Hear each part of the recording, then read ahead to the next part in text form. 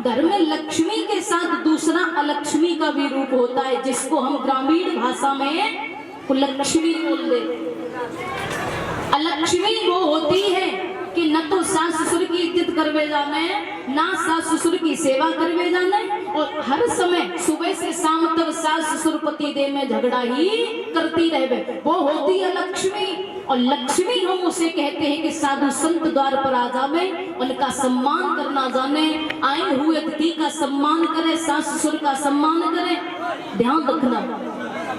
और मैं ये भी नहीं कह रही मैया, यहाँ पर जितनी भी माताएं हैं, आज कथा को चौथा दिन है चलते चलते, कितनी माताएं हैं जो अपने अपने पति के, अपने अपने सास ससुर के रोजाना उठ करके चढ़ स्पर्श करती हैं। कौन है?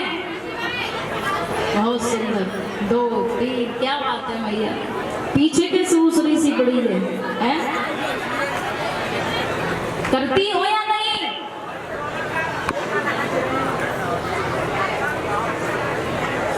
अब हमें तो महाराज जी ऐसा लग रहा है कि आज चौथा दिन है, 4 ही सुधर पाई हैं, अब बाकी तो ना सुधर पाओगे। और कथा कितने दिन की है? 9 दिन की। अब शेष दिन कितने रहे? 5 दिन। अब 5 ही और सुधार में आ गई है। केवल मदरा में 9 दिन के अंदर 9 ही सुधर पाओगे, बाकी कहाँ जाऊंगी? भागवत पहले नहीं करने आए हैं। मदरा की पावन भूमि में एक नहीं, काफी भागवत हो चुकी है पहले। और हर व्यासी का यही धर्म बनता है कि ज्यादा से ज्यादा अपने श्रोताओं को धर्म क्षेत्र के रास्ते पर ले जावे। भैया हमारा कहना है समझाने का, और आपका है समझने का।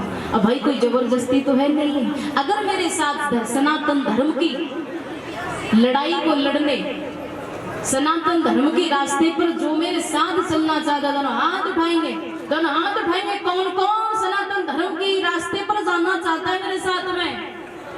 कोई नहीं जाना चाहता। किसकी लड़ाई लड़ोगे फिर? अधर्म की?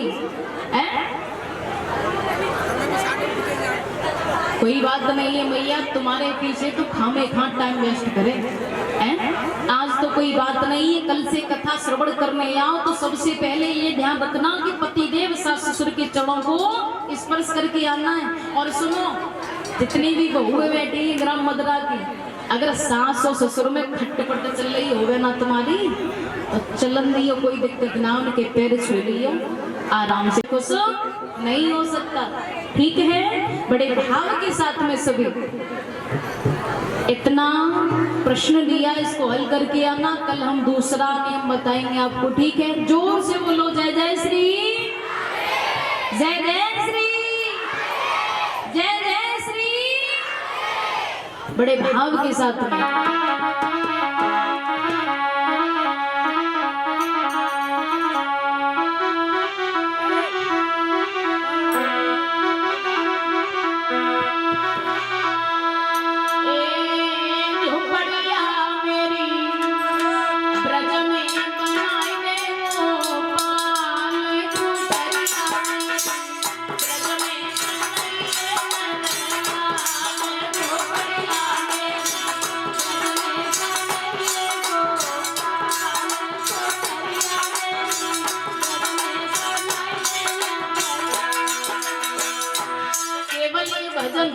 बैठ करके झूमने का है, ठीक है? और झूमते हुए एक एक शब्द पर गौर करते हुए, वृंदावन को याद करते हुए कहते समय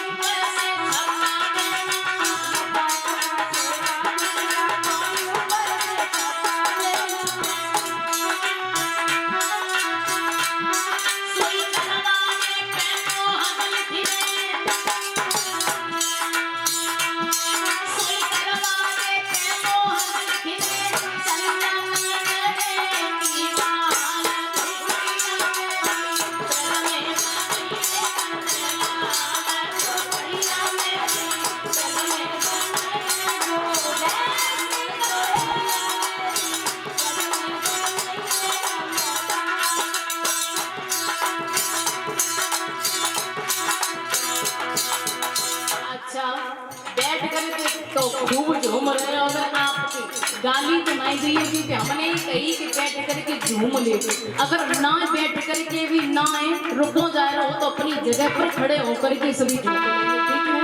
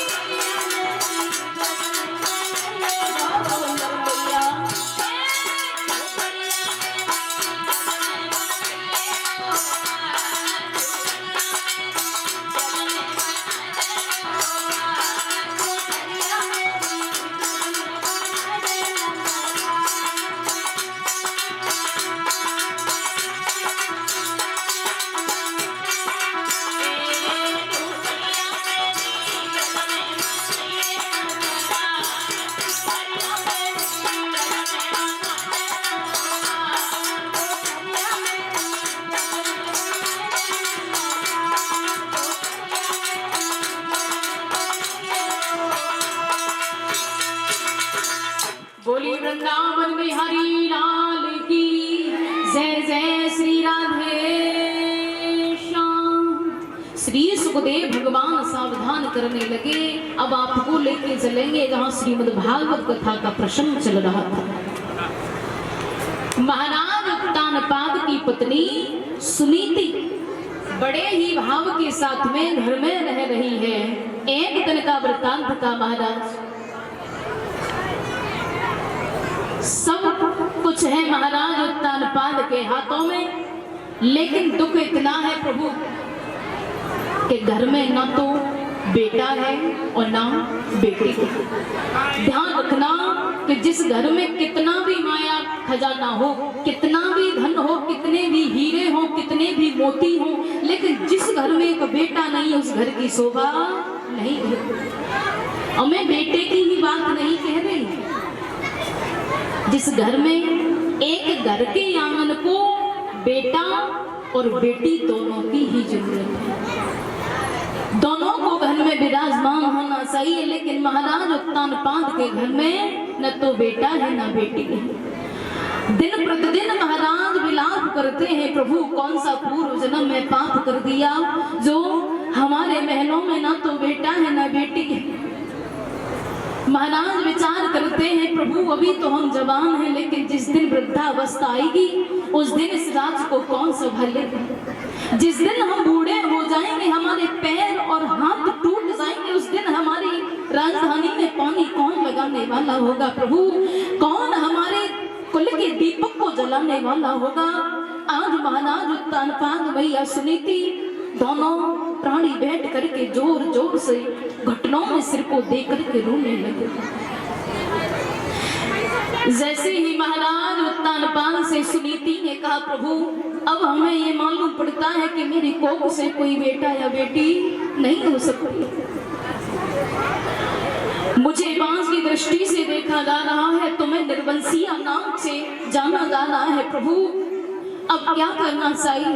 ध्यान रखना श्रोताओं, जैसे ही महाराज उत्तानपाद उत्तान पाद महलों से बाहर निकलते थे ना, मेहतरानी झाड़ू लगाती थी द्वार पर। सुबह होकर के निकले तो मेहतरानी ने महाराज को आते देख करके मुंह को फेर लिया और कहा कि महाराज सुबह सुबह होकर के तुम हमको मुंह ना दिखाओ, क्योंकि निर्वंशी लोगों का हम सुबह सुबह मुंह देख लेते हैं तो सब शाम तक खाना पीना हजम नहीं होता।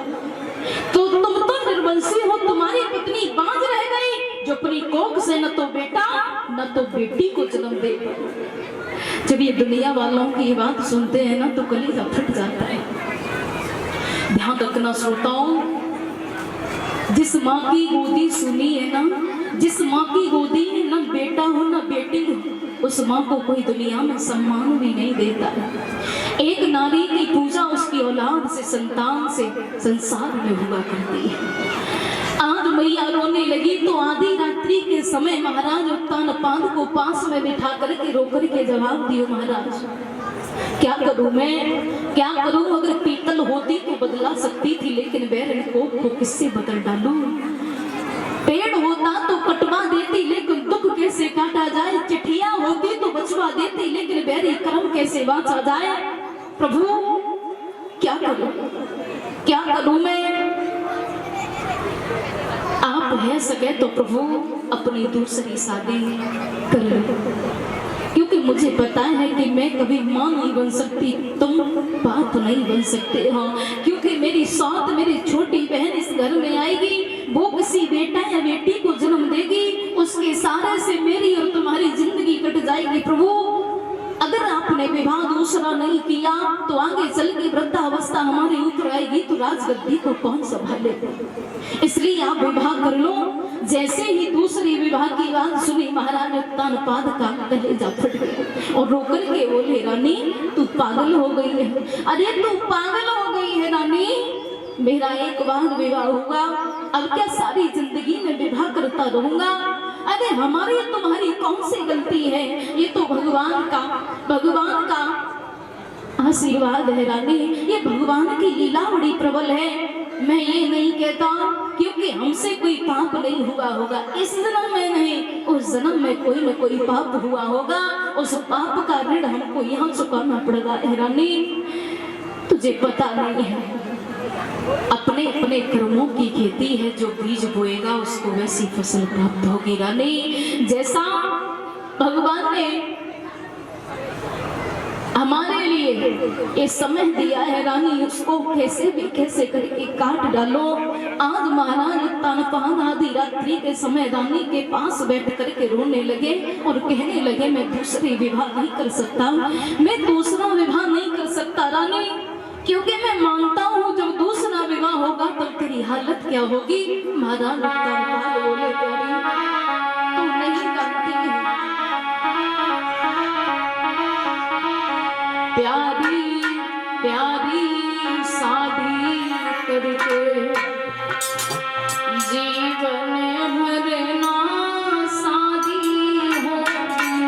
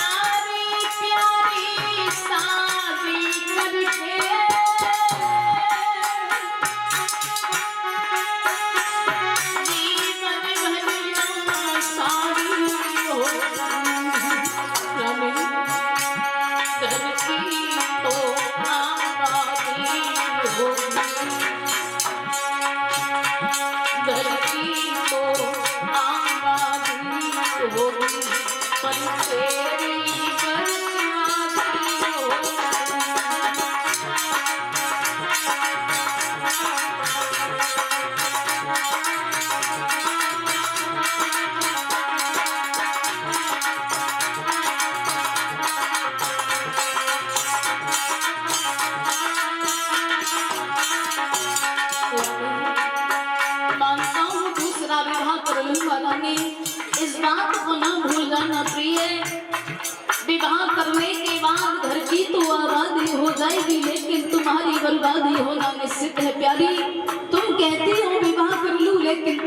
बात नहीं जानती हो महाराज उत्तान पाद रो के हो ले रने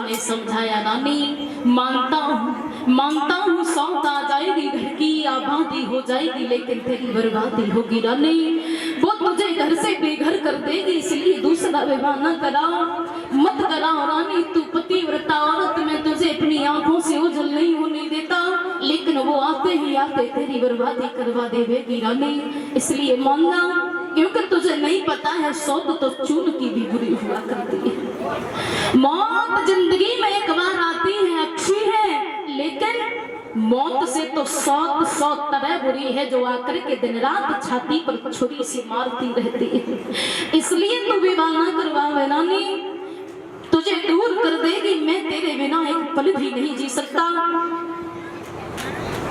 आज महाराज उत्तान पाद की बात रानी सुनीति ने एक भी न सुनी और जाना हट कर गई है महानंद अपना विवाह कर जाना हट कर गई महाराज उत्तान पाद रोते रोते हुए मजबूर हो गए और दूसरा विवाह करने के लिए महाराज जाने लगे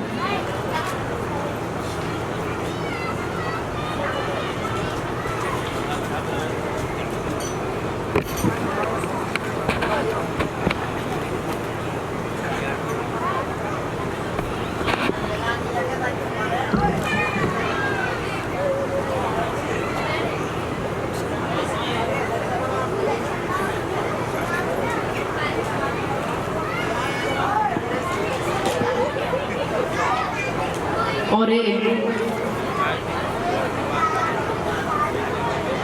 101 रुपए का पुरस्कार दोनों बहनों के लिए श्रीमान स्वर्गीय श्री राकेश यादव जी के सुपुत्र अजय यादव जी की तरफ से ये गले में माल्यार्पण हुआ है।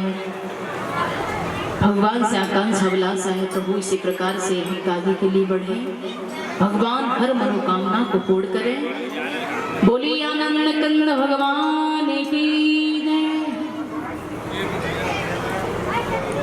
और ये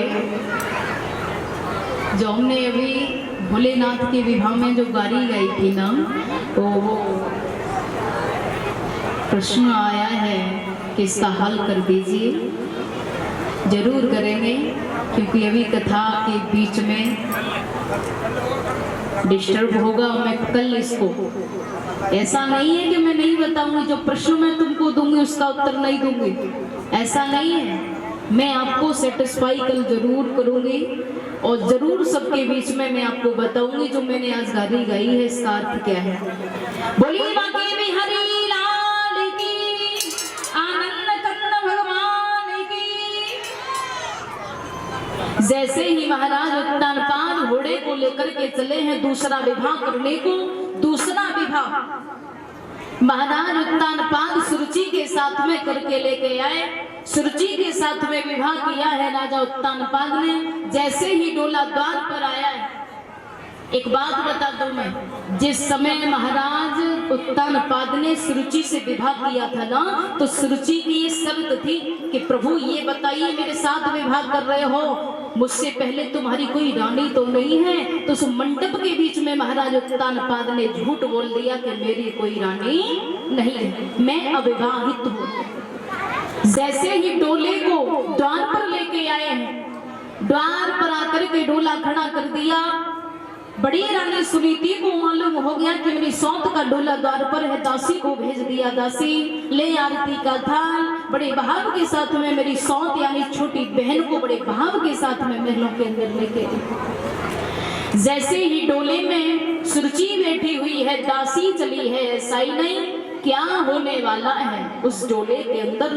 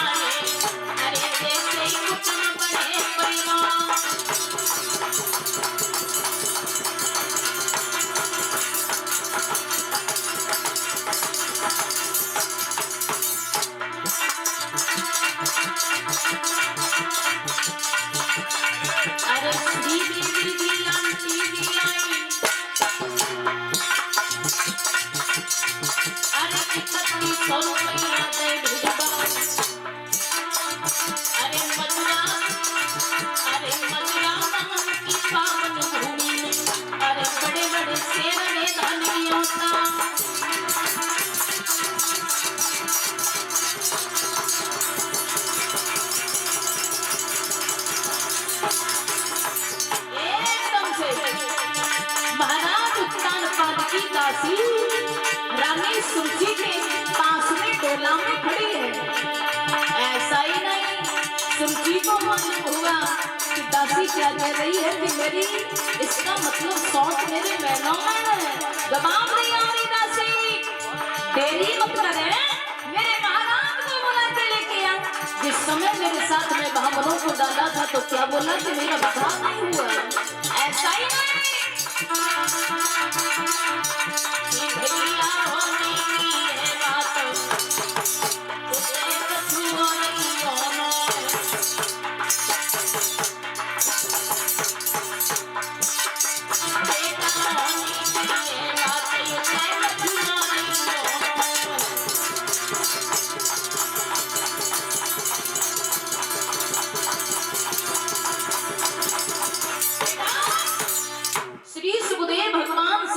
लगे। जैसे ही सुरुचि ने सुना कि इसका मतलब मेरी सौत महलों में है, रानी की बात सुनकर के वाणी फौरन महाराज उत्तानपाद की कचहरी में जाकर के खड़ी हो गई।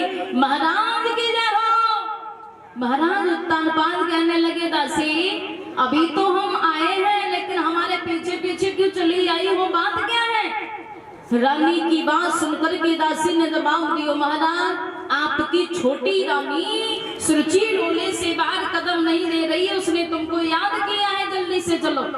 महाराज उतने ही समय अपनी कचहरी को बर्खास्त करके जो आए हैं, डोले के पास जब रानी को देखा कहने लगे, रानी आपने हमको क्यों बुलाया, क्या बात है, हम विवाह करके लेके आए हैं, विध विधान के साथ में तुम्हारी दासी तुम्हें उतारने आई है, लेकिन डोले से क्यों नहीं उतर रही हो, मतलब क्या है। डोले के अंदर से आवाज लगाने लगी, महाराज ये बताओ डोले से कदम तभी दूंगी तब।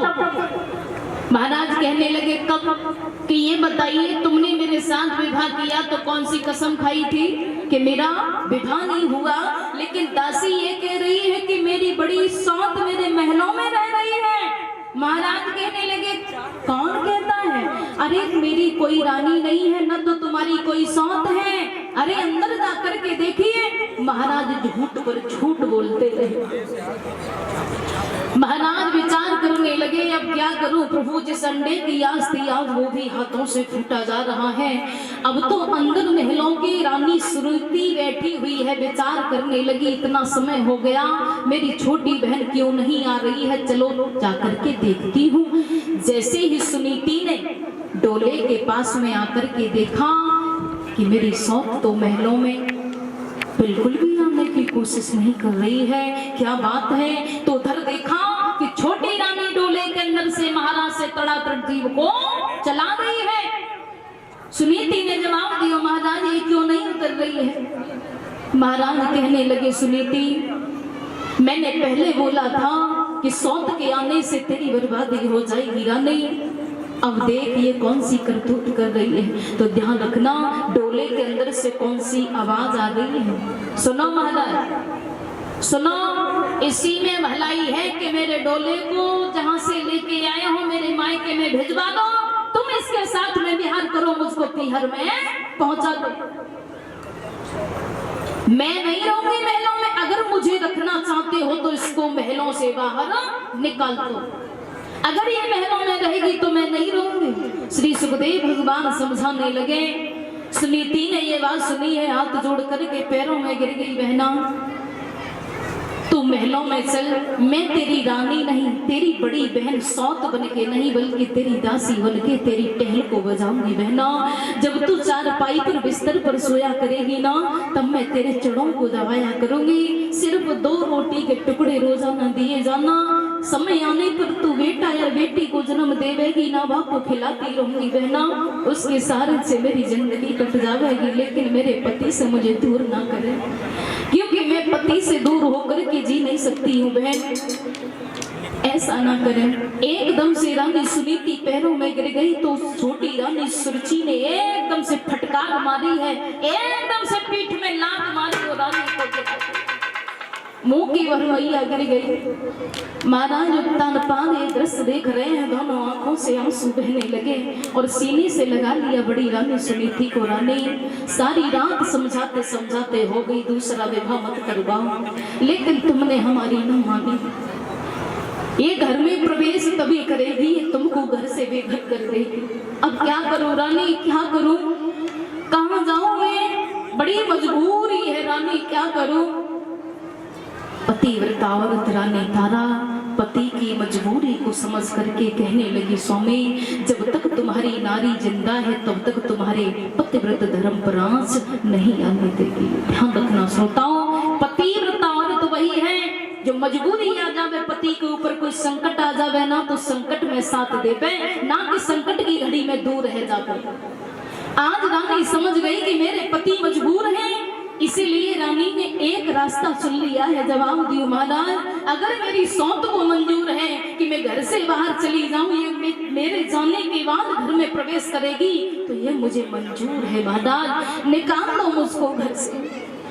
रानी के हाथ में सुरुचि ने एक डंडा दिया है, एक कंबल दे दिया और कहा कि जाओ खेतों पर जाकर के चिड़िया और काग उड़ाना, समय पर आपको रोटी जौ की मिल जाया करेगी, वो भी सब्जी से नहीं नमक से। ध्यान रखना श्रोताओं, एक पतिव्रता नारी को एक पति से दूर कर दिया सौत ने। जब रानी को बेघर कर दिया, श्री सुखदेव भगवान समझाने लगे, अब तो छोटी रानी महलों में रह रही है, बड़ी रानी खेतों पर चिड़िया और काग उड़ा रही है। बारह समय कहाँ वो रानी पलंग से नीचे न पैर देने वाली, आज खेतों पर चिड़िया काग उड़ा रही है। कहाँ वो तरह तरह के पकवान खाने वाली रानी, आज जौ की रोटी नमक से खा रही है। ध्यान रखना, सारी रात्रि हो गई, आज रानी को नींद ना आवे महाराज।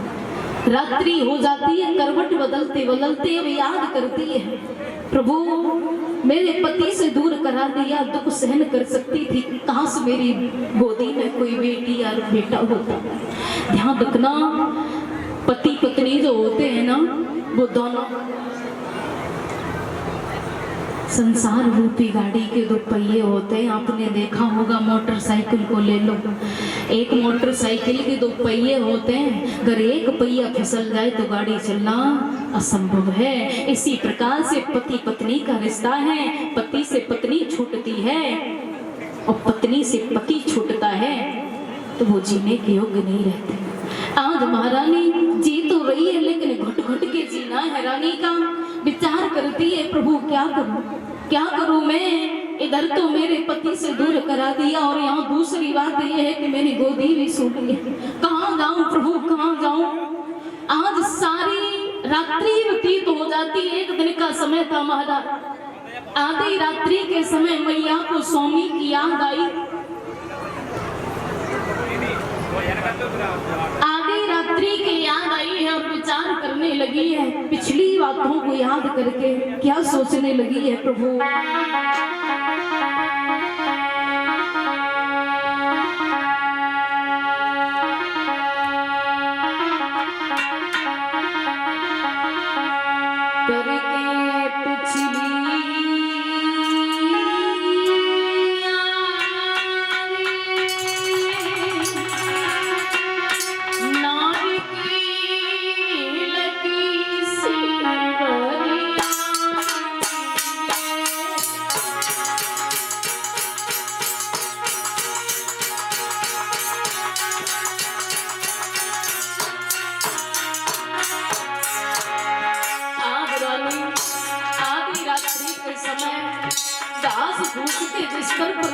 लेटी हुई अपने बीते हुए दिन को याद करने लगी। प्रभु एक दिन वो था कि मेरे महाराज मुझे अपनी आंखों से दूर नहीं होने देते, लेकिन आज 6 महीने हो गए पति की सूरत को नहीं देखा।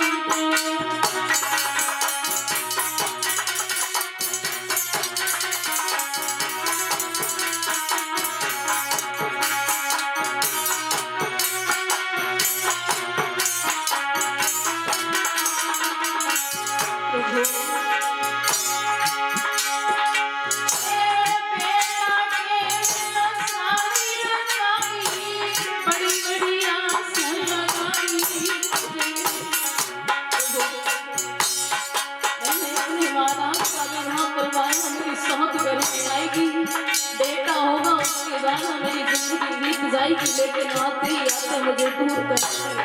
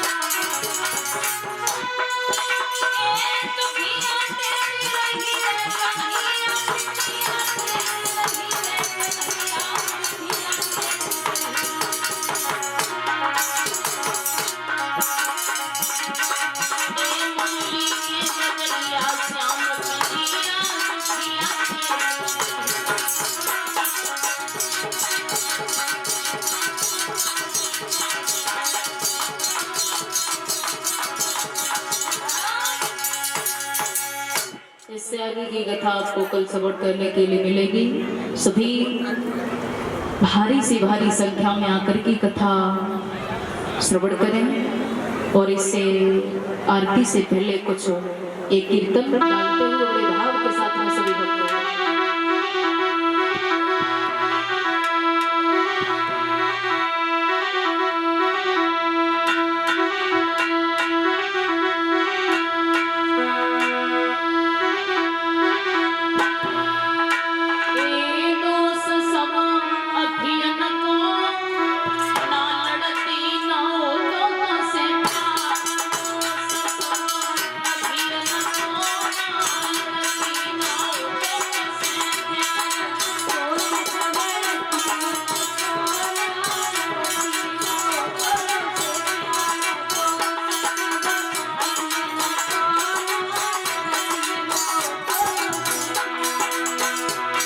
भक्तों नचना चाहते हो वो नच लियो जीते फिर ना करियो दीदी नचाने नहीं आए खाली बनाते हो इसके बाद हम आरती कराएंगे।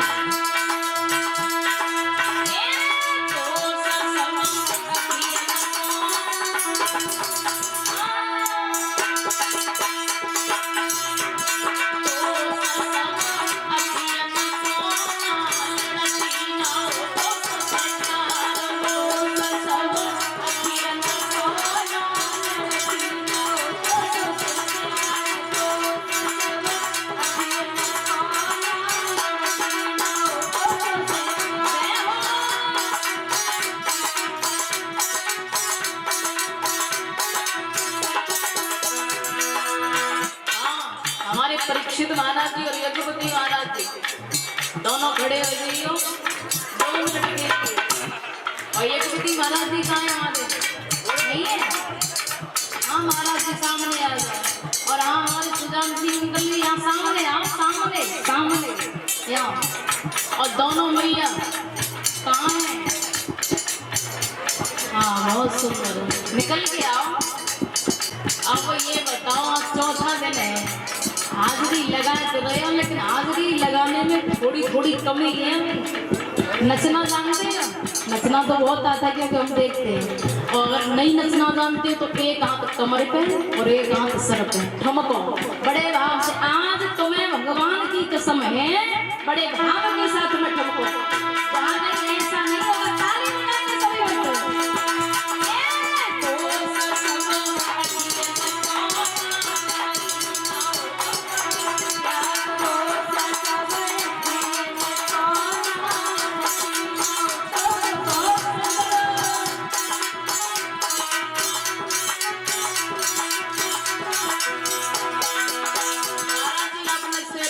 हमारे बिल्कू भैया कहाँ हैं? दिखाई नहीं दे रहे। हाँ आओ, अजय भाई आप भी आओ। हाँ आओ आप हमारा नचरो बाकी माताएं का नचना चाहती इतनी जगह पर नचे तो हाथ उठाइए। ये महाराज जी और मैया नच रही है, तुम्हारे हाथों में इतनी ताकत ना है, ताली बजाओ। आ जाओ।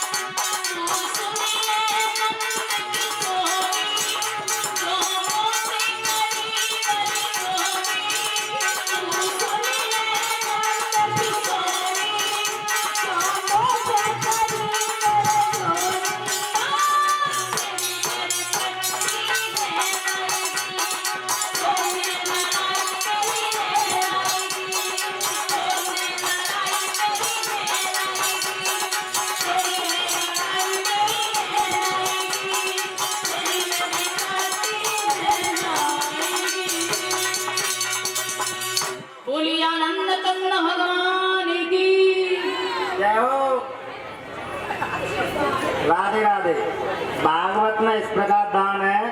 100 रुपए इंद्रपाल सिंह नवली नगला भाव सिंह यानी माए दिमान सिंह के साले साहब। 100 रुपए मिजाजी लाल नवलीगढ़ी। 100 रुपए विजय नवलीगढ़ी विजय सिंह। 500 रुपए रामू सनौप डम्बर सिंह गांव मदरा। 100 रुपए अशोक कुद्या ग्राम मदरा। 500 रुपए रामवीर काकाजी ग्राम मदरा। 500 रुपए हरिशंकर नवलीगढ़ी। 100 रुपए नेहरूलाल महुआ खेड़ा। 511 रुपए कैप्टन ज्ञान सिंह कुआ खेड़ा। 100 रुपए रामेश्वर महल। 100 रुपए रामेश्वर महल बादशाही। 100 रुपए श्याम सिंह बघेल रामजीलाल की ठार। 1100 रुपए भूरी सिंह मावनी गढ़ी। 500 रुपए धर्मवीर मद्रास सनौप रामनाथ ताऊ। 100 रुपए नैमीचंद जाटव ग्राम मदरा। 100 रुपए पुनीत रामजीलाल के नाती। 100 रुपए अनुराग मदरा। 100 रुपए नीरेश मदरा। 50 रुपए चंद्रपाल की पत्नी। 2100 रुपए श्रीमती बुआ जी हमारी 16 भाई। 5100 रुपए नवाब सिंह और बूढ़ी सिंह अमर सिंह के पापा जी। तहसीलदार सिंह यज्ञपति आटा 35 मन आटा भागवत में दान कर रहे हैं। 1100 रुपए अमनीश यादव फौजी प्रेमपाल के जीजाजी जयपुरिया में रहते हैं। 500 रुपए कुंदन सिंह ग्राम मदरा के। 100 रुपए तिल्लो की यादव मदरा। 111 रुपए भूरी सिंह महुआ खेड़ा। 2100 रुपए नोतीलाल मदरा।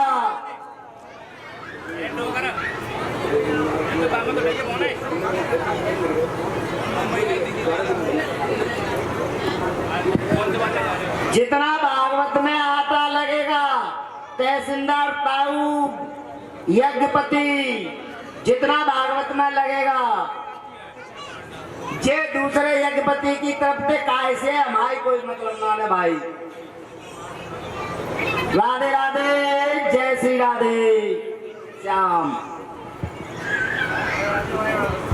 आरती के समय एक बार जोरदार जयकारे के साथ में बोली वृंदावन में हरि लाल की, राधा रानी सरकार की। अभी आवाज नहीं आई। बोली आनंद कंद भगवान की, शिव शंकर भगवान की जय जय श्री राधे श्याम। सभी भक्त बड़े भाव के साथ में आरती के लिए खड़े हो जाए। कल की कथा है, सभी भक्त ध्यान देंगे। कल बड़ी प्यारी प्यारी श्रीमद् भागवत कथा आपको श्रवण कराई जाएगी। कल भक्त प्रहलाद की कथा होगी, राजा हरिश्चंद्र की कथा होगी। किस प्रकार महाराज हरिश्चंद्र ने अपने धर्म की खातिर मेहतर के घर में पानी जाके भरा। और कल मर्यादा पुरुषोत्तम श्री रामचंद्र जी का अवतार होगा मैया कौशल्या के घर के द्वारा। बड़े भाव के साथ में सभी भक्त अपने जूते चप्पल को पीछे करते हुए आज की रसोई भोजन श्री ब्रजेश यादव यज्ञपति के सपुत्र तहसीलदार के सपुत्र संत मंडली कलशाली कन्याएं और जो अतिथि बाहर के आए हुए और शास्त्री मंडल बाहर के रिश्तेदार आए हुए सभी कन्याओं का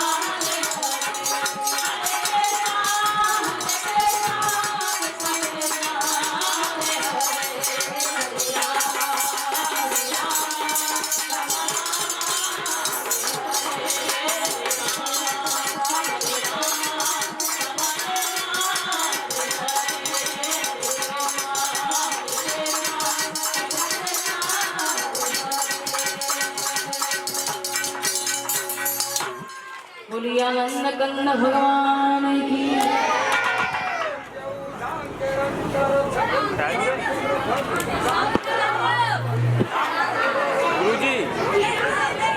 गुरुजी क्या तो तुम्हारे बता पे चढ़ चुका है।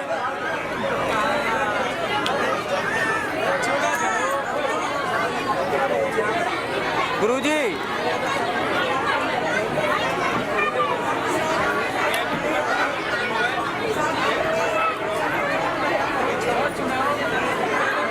सुनो भैया, सबसे पहले जो भी प्रसाद वितरण कराया जा रहा है उन भैयों से कहना है प्रसाद अभी नहीं वितरण कराएंगे। सबसे पहले प्रसाद के ऊपर कंट्रोल। सबसे पहले एक एक कड़ी के मध्य में आरती, ठीक है। मैं 4 दिन से 3 दिन से ये देखती आ रही हूँ, लोग आरती न लेके प्रसाद लेके चले जाते हैं। सबसे पहले आरती अपनी अपनी जगह पर सभी भक्त